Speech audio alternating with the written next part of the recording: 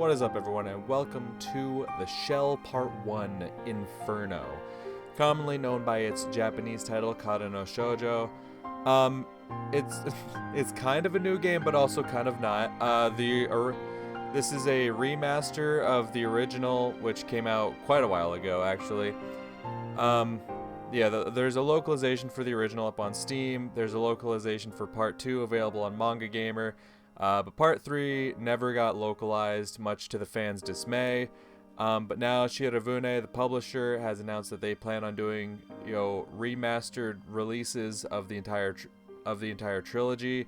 So people have been very much looking forward to that. Fans have been very excited. And the main reason I even know about this game, but the main reason I'm checking out is because one of my friends in particular is a big fan of this game. Big fan of this series. He's been hyping the series up long before this remaster was ever even announced, right? He's been mad excited, and then the moment it was announced, all over my timeline, this man was so hyped. He was, after it got released, people would start playing it, and he was like retweeting them, putting them all over the timeline, like so excited to see more people playing it. And just seeing this man's passion for the game, I absolutely had to hop on it. That's the one thing. Like, it's one thing to say, hey, you should check this out, I think it's good. But like seeing someone's actual passion behind it, seeing something that people are genuinely passionate about, they really enjoy something, that's gonna get me to play something 9 times out of 10. I love to see that. More than anything, if you're trying to recommend me something, if you got passion behind it, I'm gonna check it out more than likely. I mean, for real, my friend loves this game so much that I'm not kidding you. 5 minutes ago, when I opened up the game, he messaged me on Steam and said, "Holy shit, you're playing it? Fuck yeah, dude." Well, I mean, not exactly that, but that's essentially what the message boiled down to. The moment I open the game, he's messaging me saying he's excited that I'm playing it. That's how much this dude loves this game, so I'm absolutely excited to jump into it. I don't know a whole lot about it. What I do know is that it's a murder mystery story that takes place in the 50s, and that's really about all the background knowledge I have about it. Outside of that, I don't know much. I just know that it's a beloved franchise by many. So I've heard a lot of good things about it. Like I said, outside of my friend, I've seen a lot of other people start it ever since the remaster was released about a month ago. And I've honestly seen nothing but favorable reactions. So I'm very excited to see what it's got in store for us. So without further ado, let's just jump into it, shall we?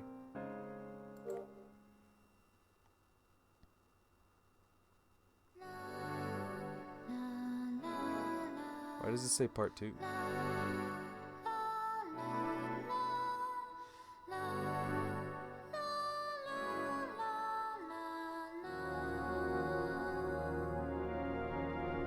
me go closer at it here.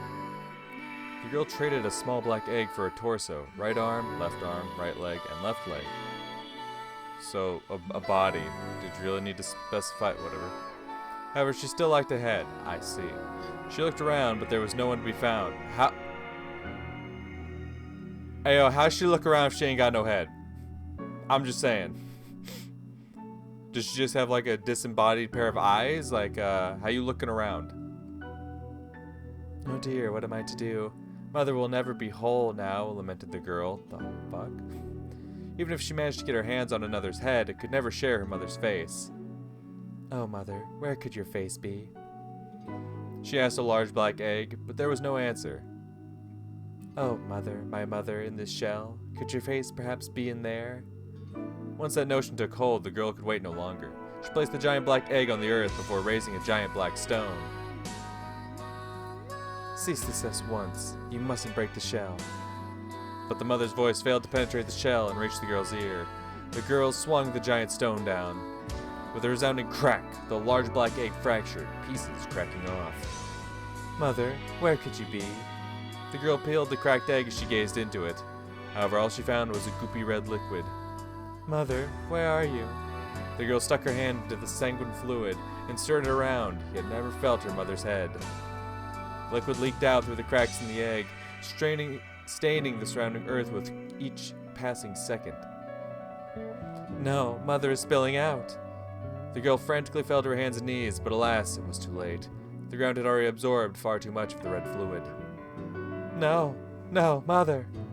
The girl wept as she screamed for her mother over and over again. But her mother would never return. The girl sobbed until she had no tears left to shed. Eventually she rose to her feet, eyes parched as a desert. Alongside her were the broken black egg and her mother's headless body. Oh, okay, so I now see what they're going for here. At the beginning, when they're just like, yeah, she traded the stuff for all the parts of a body. I'm like, then how's she looking around? The body's not hers. Gotcha. Okay, we're all caught up. I must find mother, muttered the girl, excavating the earth that had guzzled the red liquid which had once been her mother before burying the black eggshell and headless body there. And thus she set out again in search of her mother. Wow. Okay. Strong start.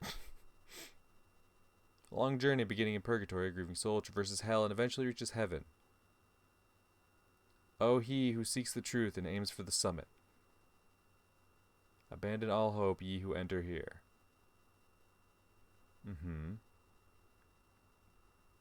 Interesting. The psychological test. Okay.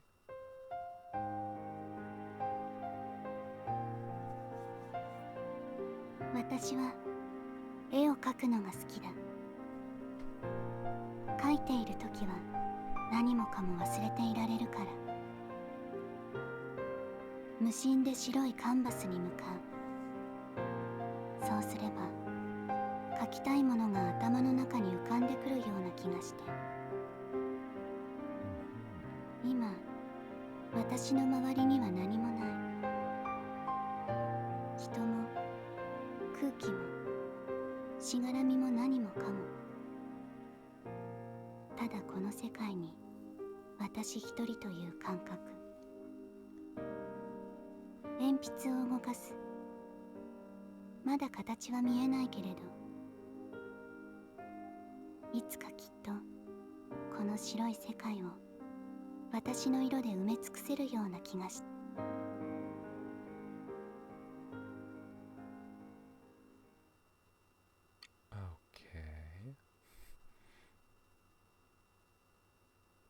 January 14th. Moon's age. One new moon, spring tide. What? The auditorium. Silent as the grave. The air fraught with tension. The girls praying fervently with all their being. The trepidation looming over the auditorium was by no means solely the work of the silence. Before the girls was a giant cross. They stood in the auditorium of Oba Girls' Academy, which also served as a chapel. Even the cold January air was hardly a specter in their minds, for an even colder atmosphere dominated the room. Yukari Tokisaka gingerly opened her eyes and scanned her surroundings. Everyone was praying to the cross with their eyes shut tight. Yukari soon locked eyes with the student next to her. The girl was Tsuzurika Yosamiya, one of the few friends Yukari had made in the school. そこを静かになさい。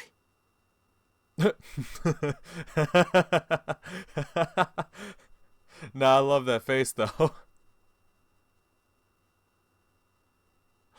Oh, that's great. Oh, that's great. No, I gotta. Yeah, I gotta. That's great. The vice principal remonstrated Tsuzurika in a low manner. Tsuzurika. There. I love this little shit. I gotta take another screenshot. I have to. That face. Look at that face. Tsuzurika obediently lowered her head, only to turn to Yukari and playfully stick out her tongue. 戦争より10年が経過し、また新しい年を迎えました。 The student council president's clear voice reverberated through the auditorium. Mass had ended, and the opening ceremony for the new semester had begun. Orihime Tsukishima, the student council president, sonorously recited her speech in a euphonious voice. Many of her peers looked up to her, and Tsuzurika was no exception.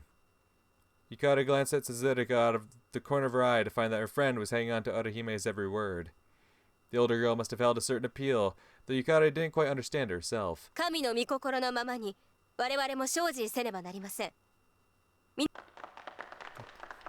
The auditorium roared with applause, and Yukari followed suit for formality's sake. 松組から順に教室へ戻りなさい。 The students filed out in accordance with the teacher's instructions. Suzuka wasted no time running her mouth as soon as they reached their classroom. ねえねえゆかり、やっぱり織姫様って凛としてて素敵だよね。そうね。 Yukari didn't fawn over Orihime like Suzuka did, but she had to admit the older girl had a charm to her that the rest of the peers didn't. Orihime was only a little older than Yukari, yet her charisma far exceeded any other students. Yukari had to tip her hat when she realized just how many fans Orihime had in this girls-only school. That included Suzuka, even though she seemed like the last person Yukari would expect to admire Orihime. Yukari shot her friend a pensive glance. Suzuka Yosemiya was a bookworm as well, as an author talented enough to be published in popular literary magazines. Though she kept that hush from the school, seeing how their strict regulations forbade anyone from engaging in literary activities such as writing. What? What's more, Suzuka wrote not only mainstream fare, but even lewd stories for uncouth magazines. Hell yeah, you go, Suzuka. Yukari had never read any of those, sure. As Suzuka had said, she needn't bother, and Yukari wasn't one to disregard her friend's wishes. ゆかりんどうしたの？私の顔じっと見ちゃって。なんでもないわ。 Yukari shook her head as she turned away from Suzuka. ほら、草加先生が来たわよ。 Yukari faced the front of the classroom, retreating with that convenient excuse. 皆さん、おはようございます。 Tokisakas, their homeroom teacher, entered the classroom. 本日授業はありませんが、これからしばらくの時間、学年主任の先生に学生としての過ごし方を指導してもらいます。 Kinda handsome. Felt like the school had been drilling educational guidance into the students every waking moment these days. But perhaps that was only inevitable. After all, Oba Girls Academy had a reputation to uphold. It had been a bastion of learning learning here in Musahino since the era of westernization. God damn with all these big words, fuck. Educating many ladies from respectable families. Therefore, its regulations were strict. They ranged from wearing school uniforms off campus to restricting visits to shopping districts such as Kichijoji and Shinjuku without a chaperone. Even minor day-to-day actions such as speaking to US military personnel were forbidden. Yukari didn't mind them. She wasn't the kind to disobey the rules, after all. She merely wasn't fond of how often the school wasted her time by making her review them. 聞いているのですか、口木さん。 Yukari's head shot up when she heard the teacher's shrill, high-strung voice. 聞いています。 The reprimanded student, one Toko Kuchiki, there we go, a member of the art club just like Yukari, replied in a dignified manner. こちらを向きなさい。 It seemed Toko had been staring out the window, only glancing at the podium out of the corner of her eye. Toko Kuchiki was an eccentric girl, to put it mildly. That said, even her fellow girls envied her slender frame, smooth skin, and silky sleek hair black as the night. なんですかその目は。睨みつけたりなんかして。 睨んでなどいません。 Toko protested in an aloof tone. She truly hadn't been glaring at all. Though Yukari could only catch a tiny glimpse of her face from that angle, Toko looked as cool as a cucumber, at least from where Yukari was sitting. It was almost like she had no idea she was being scolded. The other girls were all elegantly seated as if they were worlds away, so the sight was almost alien. そこで立っていなさい。 The teacher thrust her pointer at Toko's chest before returning to the podium. Yukari's eyes danced around the classroom, and the next seat over was Tsuzuka, resting her chin in her hands like she was about to die of boredom, while Toko was hanging her head as she stood, her upright posture quickly faltering. 口木さん。 Toko struggled to raise her head. Her face was white as a sheet. In a moment after they locked eyes,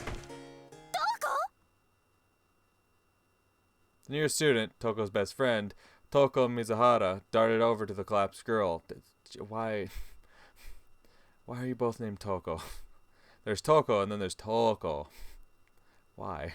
白々しい真似を。放っておきなさい。そんな。Toko raised her voice upon hearing the teacher's curt dismissal. 私なら大丈夫。 Hikari rose to her feet, unable to just sit back and watch another 保 second. 健室へ連れて行きます。あなたは保健委員です。 Hikari walked over to Toko after answering the teacher's skeptical question. 朽木さん、 Toko staggered to her feet as Toko propped her up on the side opposite from Hikari. 私も。いけません。水原さんは席に戻りなさい。保健室へ行きます。 Hikari lent Toko's shoulder and left the classroom, Toko's eyes boring into the pair of the hallway. Into the pair all the way. Jesus Christ. I can't even read small words now. Hikari and Toko slowly proceeded down the hallway. ただの貧血だろうから。 Toko panted, leaning against Hikari. だからもう戻っても大丈夫。そんな。 Toko didn't look the least bit okay. She couldn't even stand on her own 2 feet. もうすぐ保健室ですから。 So Hikari ignored Toko and brought her to the infirmary. Once there, Hikari lowered Toko onto the bed. Toko took a deep breath and closed her eyes. 今保健の先生が来ると思うから。 Hikari comforted Toko as she straightened out the sheets. ええ、 Hikari felt Toko's forehead. Didn't seem like she had a fever. 朽木さん、具合はどう？ Ooh. Hot nurse. Goddamn. The door opened and a second later, the school nurse, Nene Akazaki, strolled in. だいぶ良くなりました。 Yeah, I feel a lot better after seeing her too. Toko mumbled from under the covers. では、私はこれで。 Hikari bowed and was about to leave when Akazaki stopped her. 時坂さん、もうすぐ放課後になるからここにいても構わないのよ。ですけど。 朽木さんのそばにいてあげてちょうだい。 Hikari glanced at Toko. The latter was looking back at her with shaky eyes that seemed to scream she could use a friend. わかりました。 Hikari nodded and plopped down onto a stool. ごめんなさい。ううん、いいのよ。 Hikari smiled at Toko. Everyone felt anxious when sick, no exceptions. Hikari understood that well, since she wasn't exactly the picture of health herself. She knew she was grateful and relieved to have her brother by her side whenever she was bedridden with a fever. 終わったみたいね。 Akazaki muttered, facing the desk. Hikari gave Toko a once-over. Toko was breathing peacefully with her eyes shut. Figuring Toko was in the clear now, Hikari quietly rose to her feet. Toko! Suddenly, Toko burst into the infirmary. 水原さん。 Toko dashed over to Toko's bed, panting like mad. She must have come rushing over as soon as the bell rang. I still don't like there being 2 Tokos in one scene. Like, the only difference is you hold the O on the one, and that's it. Like, it's just gonna get mad confusing. There's Toko, and then Toko, and then Toko, and Toko. It's like, maybe we should just go to last names, yeah? 大丈夫、どこ？ ええ、 Toko feebly opened her eyes. 朝食を抜いたのがいけなかったのかな。 Unfortunately, Toko didn't look the least bit amused by Toko's joke. 本当に心配したんだから。ちゃんと食べなきゃダメよ。 Akazaki chided Toko with a small smile on her face. そうですね。 It appeared Toko really had been sick with worry about Toko.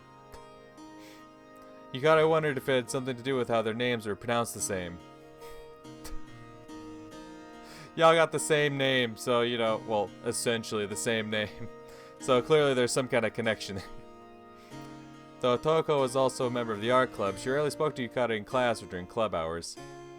Perhaps it was because both of them were quiet, inconspicuous creatures. In contrast, Toko stuck out like a sore thumb. She was more or less the same as Hikari when it came to their quiet demeanors. Yet Toko Kuchiki's very existence resembled a beautiful flower in comparison. She's like a sterling lily in full bloom, Tsuzuka had once said of her. And honestly, Yukari understood that sentiment. Toko exuded the air of a one-in-a-million flower no one would ever dare pluck from its roots. Toko was the only one who dared stick with her, now that Yukari was one to talk when she had Tsuzuruko constantly by her side. Just then, Toko glared sternly at Yukari. 時坂さん、トウコには私がついているからもういいわよ。 Fuck you too.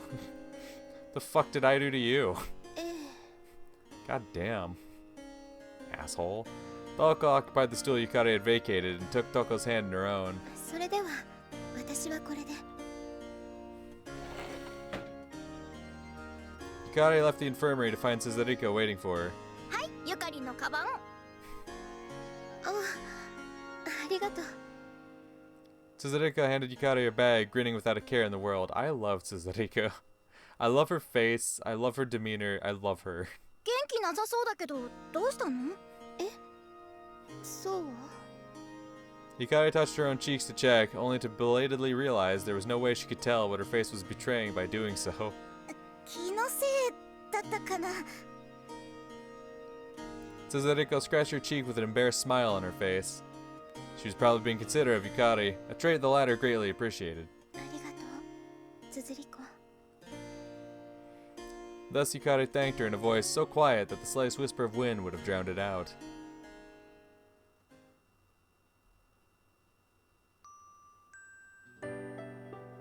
Yukari went to the art room after saying her goodbyes to Tsuzuruko. 時坂先輩、 Oh, おはようご hello. ざいます。 You look nice. A girl already there stood up and greeted Yukari. She is Yui Nishizono, Yukari's underclassman and fellow art club member. おはよう西園さん。 Yukari returned the salutations and placed her art supplies on the desk. 時坂先輩も始業式から部活に出るんですね。家にいる間全然描けなかったから。 Yukari pulled out her pencil and checked its sharpness, wondering if it'd be best to shave it down a little with a pocket knife first. 忙しかったんですか？そうね。物臭な兄が年末年始に何もしてくれなかったから。大変ですね。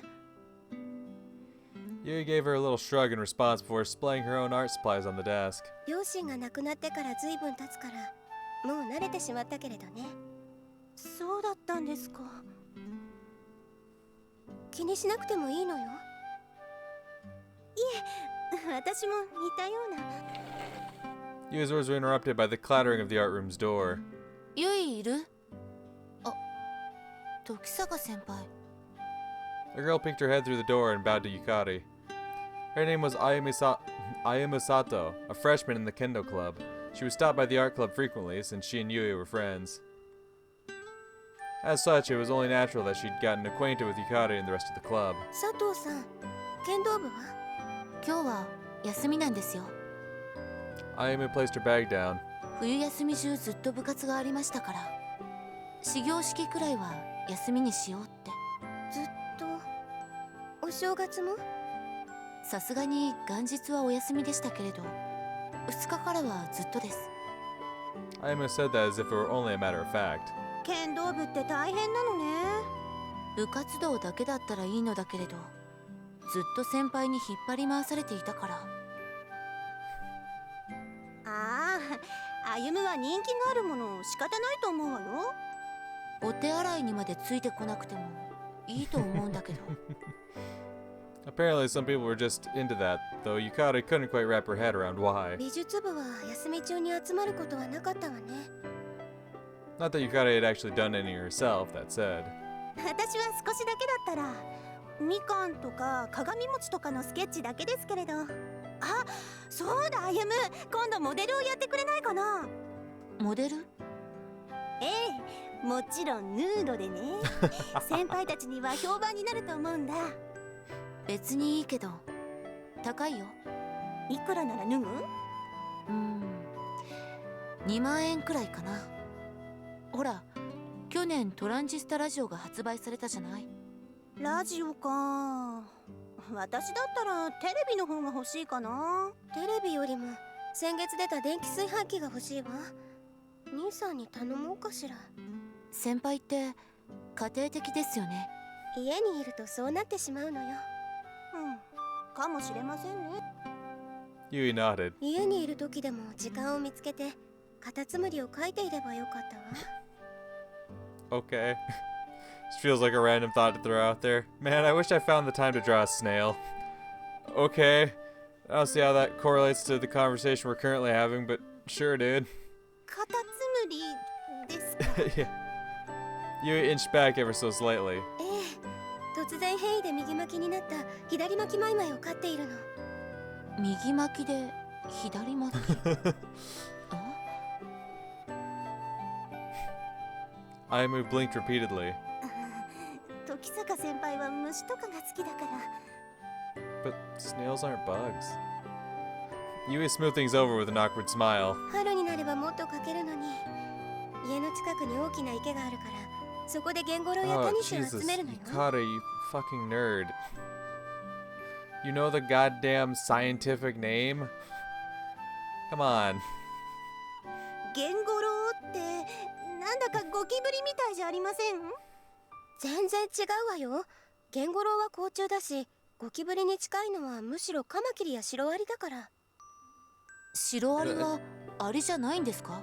軍隊で行動するところが似ているだけよ。アリの幼虫はウジ虫のような形だけれど、シロアリは成虫に近い外見で生まれてくるの。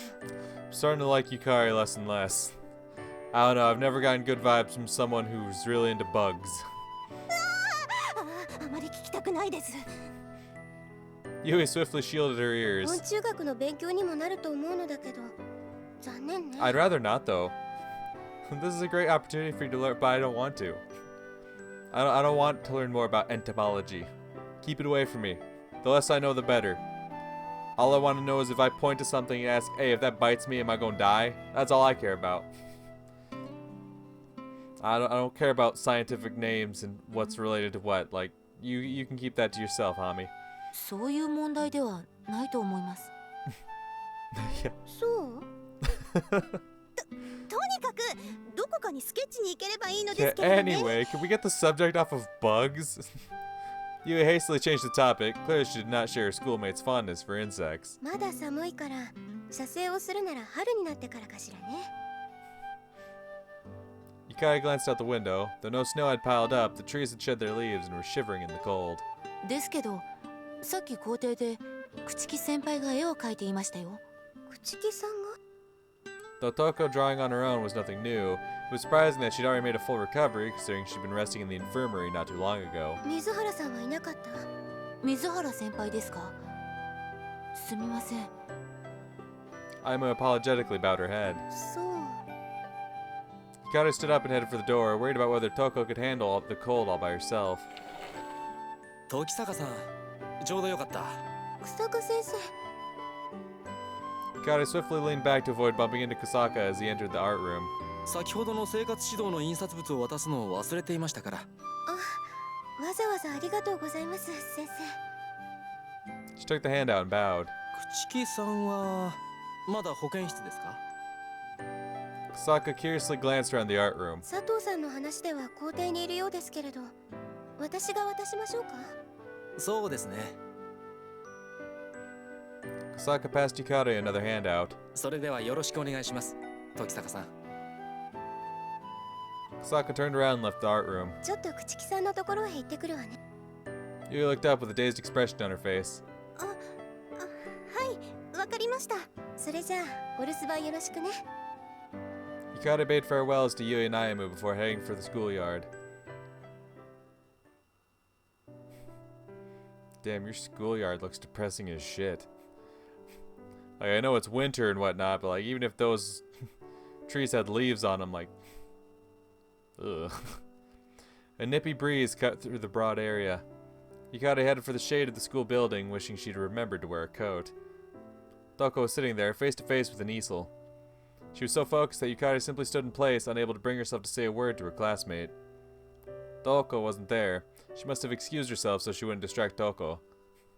However, Toko's canvas remained as white as the virgin snow. 朽木さん。ああ、時坂さんか。 Toko looked up. プリントを渡しておいてと頼まれたから。ありがとう。もう大丈夫なの？時坂さんには心配をかけてしまったようだね。 Toko glanced up at Yukari and shot her a small grin. It was a look that almost stopped the heart of even a fellow girl like Yukari. Perhaps it was because of her masculine way of talking. Even though her appearance was the epitome of a delicate young maiden, her speech pattern stood in stark contrast to that. Maybe that was why Yukare was taken by that disparity. まだ何か用？何を書こうとしているのか少し気になって。そうだね。私にもまだわからないよ。Toko stared at the blank canvas. 書きたいものがまだ見つかっていないのかもしれないね。焦る必要はないと思うけれど。It wasn't like this was for homework after all. The art club was merely a gathering of students who enjoyed drawing. Vice Principal Saiki, the club's advisor, said that all that mattered was that they had fun. そうだね。ゆっくり考えるかな。Toko stowed her pencil and got up. 時坂さんはこれからどうするの？私は新宿にいる兄のところに行くつもりだけれど。Hikari said exactly what was on her mind. そうか。お兄さんは探偵だったっけ？ Oh. ええ。家ではあまり役に立たないけれど。Yukata answered Toko's question with a weird smile on her face. まあいいや。私はもう行くよ。ええ。また明日。Interesting. Yukata took the Chuo line from Musashi Sakai, god damn, to Shinjuku. School regulations forbade them from visiting any shopping districts. Yet Yukari still visited the area because her brother's detective agency was located in a building not too far from the station. She left through the east exit, bought a dumpling from Nakamura-ya, and made her way down a narrow alley. The chic building's postbox read Tokisakas Detective Agency. God damn. The place was run by Reiji Tokisaka, Yukari's brother, though naturally it only amounted to a single room in this building. Reminds me of my good man Yagami from the RGG series. She received no answer. Yukari pulled a brass key out of her bag and put it in the keyhole, figuring he was probably out working.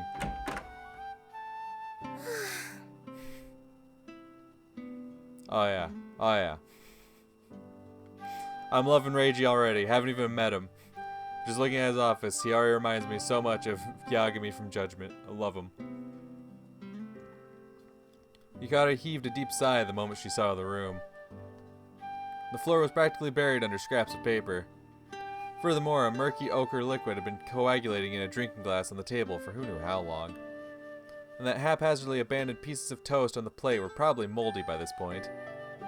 Yukari had last been here before the new year, yet her brother had done an impressive job of reducing her painstaking efforts all to ruin in 2 short weeks. 少しは自分で片付けることもすればいいのに。Yukari grumbled despite knowing the target of her complaints wasn't anywhere in earshot. She then placed her bag on the sofa and decided to start cleaning the room. Her first order of business was gathering up all the papers on the floor. However, she couldn't afford to carelessly throw any of them away. Some may have been important work documents after all. So instead she crouched down, straightened out the papers, and neatly folded them. Ominous scribblings of words like murder and kidnapping littered the documents here and there. As usual, her brother was throwing himself headfirst in the most dangerous of cases and little else. She wished he'd play it safe and stick to jobs like finding lost dogs instead. Especially considering the man in question had said he was more of a scholar than a fighter. While he had indeed spent time in the military and the police, her brother was still the sensitive type at the end of the day. Yukari stacked the papers onto the desk and moved to clean the table next. She took the plate of moldy toast, dumped it into the garbage. Afterwards, she took the drinking glass, poured its contents down the drain, and carefully washed it. Several fractured milky white shells were strewn across the sink. Perhaps that liquid in the glass had, in fact, been eggs. Meaning he was likely drinking them raw, a thought that made Yukari cringe. Thus she picked them up and threw them into the trash, gripping them so tight that they cracked with a resounding snap. あとは。 Yukari took another look around the room and found a pile of dirty clothes haphazardly heaped into a corner. She couldn't very well do laundry here, though, so bringing them home was her only choice. 匂わなければいいけれど。 Yukari grumbled as she folded up her brother's shirts and underwear. She turned around when she heard the familiar clack of the agency door. おかえりなさい、兄さん。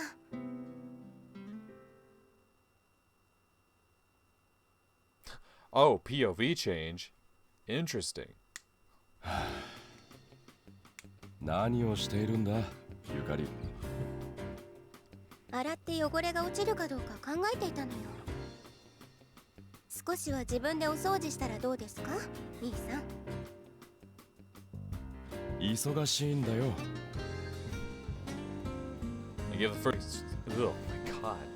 I give the first excuse that came to mind before hanging my jacket off a chair and sitting down.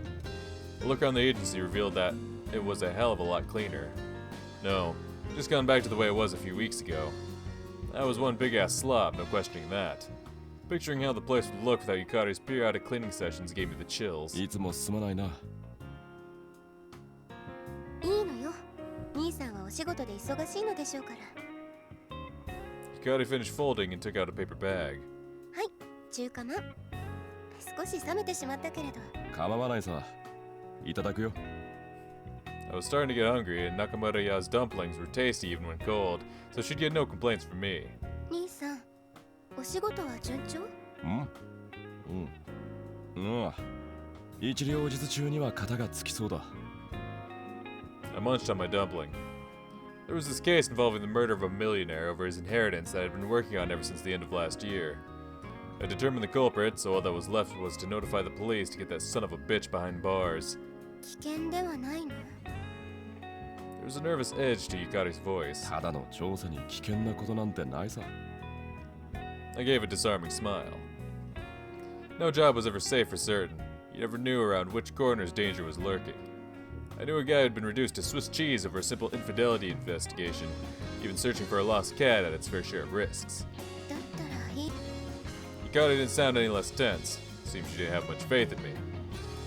Though it was my fault for losing her trust to begin with. 帰るか、ゆかり。お仕事はもういいの？年が明けてから帰ってないからな。仕事の方は問題ない。でしたら、これは兄さんが持ってください。Yukari handed me my clothes, now wrapped in a cloth. いくら冬とはいえ、これだけ放置していたら匂ってきそうだもん。Yep, this one was on me too.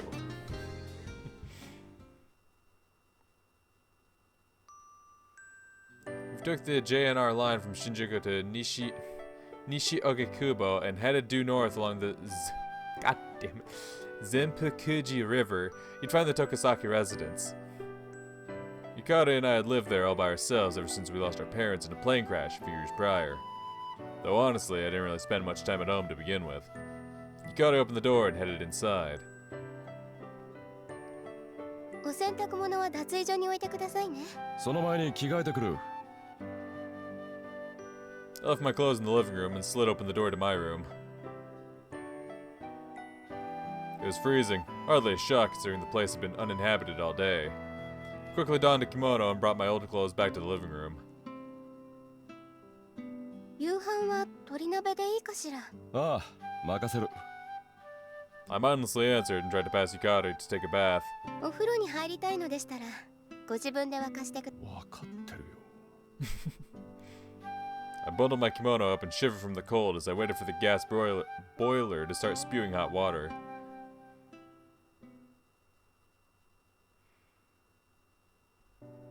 After taking a piping hot bath, I returned to my room to kill some time reading. My thoughts turned to ancient Rome as I flipped through a book about the history of the Gallic Wars. Though I'd read this one more times than I could begin to count, I felt like I always found something new each time. 夕飯ができましたよ。Cute. Yukari was at the door. She changed into a kimono as well. Steam and a rich aroma wafted from an earthenware pot. Within were chicken, scallions, bok choy, crown daisies, and konjac noodles. I had to admit I was a bit disappointed that there weren't any shiitake mushrooms, though. In their stead were 2 boiled eggs floating in the broth. さあ、いただきましょう。 Yukari put her hands together and bowed her head. Though she attended a Catholic school, this side of her was pure Japanese through and through.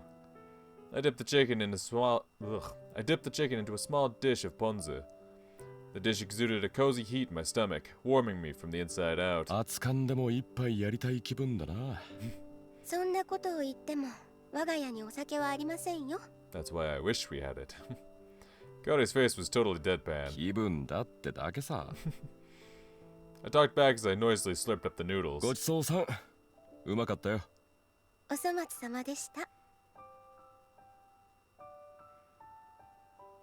I returned to my room and smoked a cigarette as I leafed through some documents I'd brought home from work. Murders and lies have been constant bedfellows ever since Cain killed Abel in Genesis 4. This very case, the murder of a man by his elder brother, was a testament to just how little mankind had changed since then. Many rich families got into squabbles over their parents' inheritance. I've read stories like that. Unfortunately, the Tokisakas were not exactly rich, so the only real inheritance our parents left us was this house and mountains of books. おかげさまでうちは家族円満だ。そうですね。 Yukata entered the room and nodded. そろそろ寝ます。ああ、おやすみ。兄さんも夜更かしなどせずに早く眠ってくださいね。子供じゃないんだから。おやすみなさい。 Yukata closed the door and left. I stubbed out the stump that was my cigarette in the nearby ashtray. Ashtray? Jesus. Ashtray, there we go. 寝るか。I got up and rolled my futon out of the closet. A few moments later, I curled up under the covers and sighed. I have to report the details of my investigation tomorrow. 明日は日曜か。 Well, whatever. The guy would still be in, knowing him. After all, there was no leisure for the poor, be they detectives or police inspectors. I shuddered off to sleep while regretting the fact that I hadn't brought the bed warmer into the futon with me.